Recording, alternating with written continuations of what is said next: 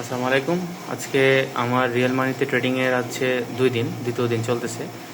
গতকালকে আপনারা যারা দেখছিলেন, গতকালকে আমার ছিল হচ্ছে $0.42, মানে 42 সেন্ট, 42 পয়সা ছিল প্রফিট। তো আজকে দুপুরের সেশনে $4.75 প্রফিটে আছি, এবং আমার ব্যালেন্স আপনারা দেখতে পারতেছেন হচ্ছে 25.17 পয়সা।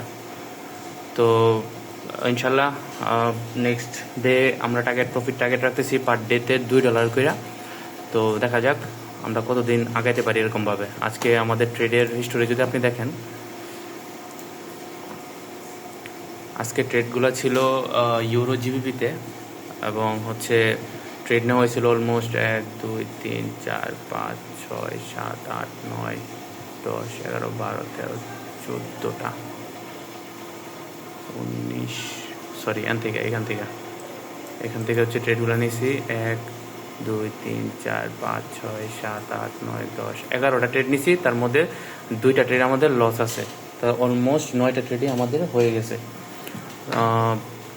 আলহামদুলিল্লাহ মোটামুটি ভালোই হয়েছে প্রফিট। তো অল্প অল্প করে প্রফিট করাটাই হচ্ছে সবচেয়ে বেস্ট।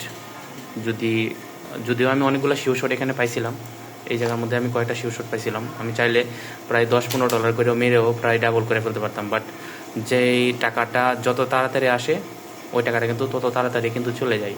সো স্লো এবং আস্তে আস্তে আগাইতে হয় ট্রেডিংয়ে। এর আগেও অনেক টাকা লস হয়েছে এরকমভাবে কইরা।